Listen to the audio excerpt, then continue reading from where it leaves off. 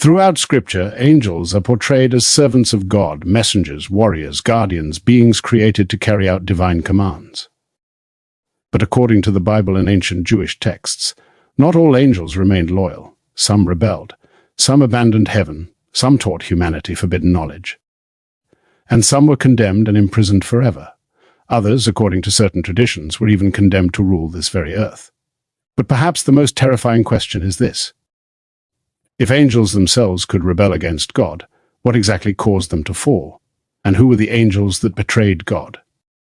In the previous video, we explored one of the most frightening ideas found within Scripture, that angels were not portrayed as mindless machines. They possessed intelligence, they possessed individuality, and perhaps most importantly, they possessed free will. And wherever free will exists, so too does the possibility of choice, the choice to obey, or the choice to rebel. Throughout Scripture, we are presented with heavenly beings making decisions and carrying out responsibilities. But according to both the Bible and ancient Jewish tradition, not all of them remained loyal. One of the earliest rebellions recorded in Scripture involved mysterious beings known as the sons of God. Their actions would eventually lead to one of the strangest and most debated passages in the entire Bible. See, in Genesis chapter 6, verses 1 to 4, we are introduced to these mysterious figures. But who exactly were these sons of God, and why did their actions become so controversial? To answer that question, we must begin with Genesis itself. Genesis chapter 6, verses 1 to 4 tells us that the sons of God saw the daughters of men and took wives for themselves. This short passage has puzzled readers for thousands of years. Who exactly were these sons of God? Three major interpretations have emerged. The first, and perhaps the oldest, states that these beings were angels. This position was held by many ancient Jewish writers and is the interpretation expanded upon in the Book of Enoch.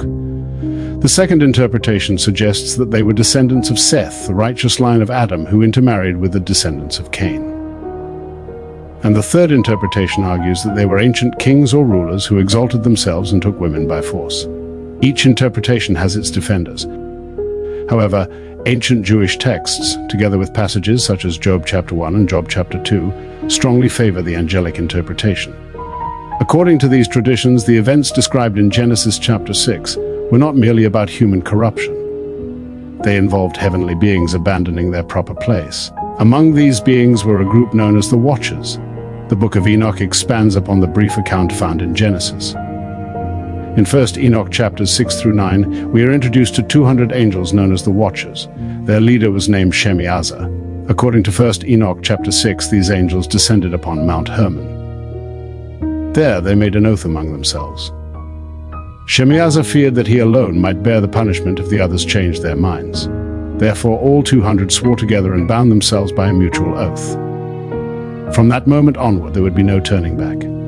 These angels abandoned heaven, took human wives, and according to 1 Enoch chapter 7, produced offspring known as the Nephilim. Among the Watchers, one figure would become especially infamous, a being upon whom the Book of Enoch places much of humanity's corruption. 1 Enoch chapter 8 states that Azazel taught mankind how to make swords, knives, shields, breastplates, and instruments of war. He also taught the use of cosmetics, jewelry, and various forms of adornment. According to the author of Enoch, humanity's corruption increased greatly because of these teachings. By the time we reach 1 Enoch chapter 9, the archangels Michael, Gabriel, Raphael, and Uriel cry out before God concerning the wickedness spreading across the earth. Then in 1 Enoch chapter 10, Raphael is commanded to bind Azazel and cast him into the desert of Judea until the day of judgment. The blame placed upon Azazel is so severe that 1 Enoch chapter 10 declares, "All lurks that were taught by Azazel." Many scholars have noted possible connections between Azazel and the Day of Atonement described in Leviticus chapter 16. During Yom Kippur, one goat was sacrificed to Yahweh, while another was sent into the wilderness for Azazel. This ritual preserved the memory of humanity's corruption through forbidden knowledge, a reminder that mankind had already allowed evil teachings to enter the world. But another question has been raised. Was the ritual merely symbolic, or did it serve another purpose entirely? In Deuteronomy chapter 32, verses 8 and 9, we are presented with the idea that the nations were divided among heavenly powers, while Israel became Yahweh's own inheritance. Later, in Daniel chapter 10, the angel encounters resistance from the prince of Persia, suggesting the existence of territorial spiritual powers. This has led some researchers and theologians to ask an intriguing question. As Israel journeys, a region outside the Promised Land, was the ritual involving Azazel intended in some way to secure safe passage? Was it simply a reminder of corruption? Or did it also acknowledge the dangers of traveling through territories occupied by hostile spiritual beings? Scripture itself does not directly answer these questions, and therefore such ideas remain speculative. Nevertheless, they continue to fascinate scholars and students of ancient religion alike. Azazel was not the only watcher associated with forbidden knowledge. First Enoch chapter 8, Kokabeel taught the knowledge of the stars and constellations. Penemuel taught writing and the secrets of wisdom. Kasdasia taught destructive arts and harmful practices. Barakiel is associated with astrology and heavenly signs, and Amaros taught the resolving of enchantments. Together, these teachings transformed humanity in ways the author of Enoch believed were never intended. Interestingly, one figure often confused with these fallen angels is Abdiel. Unlike the Watchers, Abdiel does not appear in the Book of Enoch. He is instead a loyal angel found in John Milton's Paradise Lost. While countless angels joined Satan's rebellion, Abdiel stood alone and remained faithful. His story serves as a reminder that not all heavenly beings chose rebellion. Some remained loyal, and others paid a terrible price for betraying the God who created them. The Nephilim mentioned in Genesis chapter 6 verse 4 are described as mighty men of old, men of renown, men of great power. A common misconception is that Nephilim simply means giants. However, the Hebrew term does not strictly translate to giant. In contrast, the Rephaim are consistently associated with physical giants in the Old Testament. We see this in passages describing Goliath's relatives in 2 Samuel chapter 21, where his brothers and descendants are described as large and formidable warriors. This raises an interesting distinction. The Rephaim appear to be a lineage or clan of literal giants, but the Nephilim may refer more broadly to powerful or exalted beings, possibly combining both physical and supernatural influence. This suggests that a Nephilim may not only refer to size alone, but also authority, strength, or an abnormal origin. This is often linked to the account of David defeating Goliath with a stone, showing that even a giant could be killed through human means.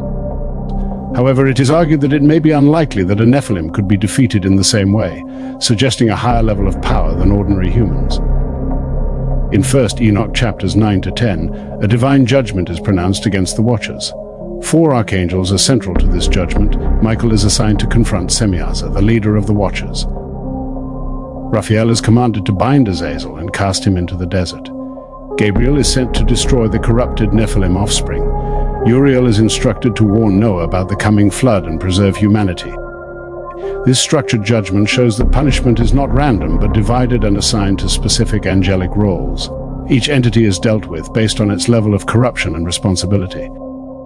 From this perspective, Gabriel is not only seen as a messenger, but is also assigned the task of destroying the Nephilim. This implies a level of authority and power capable of confronting these beings directly.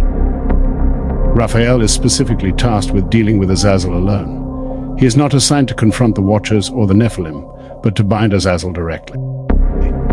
Michael, on the other hand, is assigned to confront Semyaza and the remaining Watchers. This suggests Michael holds a high level of authority, capable of dealing with multiple powerful beings. Together, these roles present a structured hierarchy of divine judgment, where each archangel is assigned a specific mission according to their function and authority. Isaiah chapter 14 and Ezekiel chapter 28 are often associated with the figure commonly called Lucifer. However, these passages do not explicitly describe the Watcher's rebellion. Instead, they appear to describe a different kind of fall linked to pride, authority, and heavenly status. In Revelation chapter 12, a war occurs in heaven where the dragon and his angels are cast down. What is important here is the timing and nature of this rebellion. Lucifer's fall is often interpreted as an earlier heavenly rebellion. The Watcher's rebellion occurs later in Genesis chapter 6 and is more physical and earthly in nature. This suggests multiple layers of rebellion within biblical tradition, each with different motives and consequences. We see this reflected in 1 Enoch chapter 3, where certain watchers are said to be bound and imprisoned until the final judgment. These beings are often referred to as the Grigori. Some are described as being chained in dark places beneath the earth, unable to interact with humanity until their appointed time of release. This introduces an important idea. Not all fallen beings are destroyed. Some are chained, some are restrained. Their punishment is not immediate destruction, but long-term imprisonment. This suggests an earlier cosmic conflict that predates human history, where some angelic beings were already being judged before the events of Genesis chapter 6. When all these accounts are combined, a pattern begins to emerge. There are multiple forms of rebellion recorded in Scripture and related ancient texts. Rebellion associated with pride and heavenly authority is linked to Lucifer. Rebellion involving descent to earth and corruption of humanity is linked to the Watchers. And another pattern appears in the system of divine judgment, where different angels are assigned different punishments. What this suggests is that fallen angels are not a single uniform group, but rather different categories of beings who face different circumstances. Some were cast down, some were chained or bound, some were destroyed, and some remain active in spiritual narratives. The question is not just what the angels did, but rather why there are so many different accounts of rebellion across Scripture. What exactly separated the Watchers from Lucifer?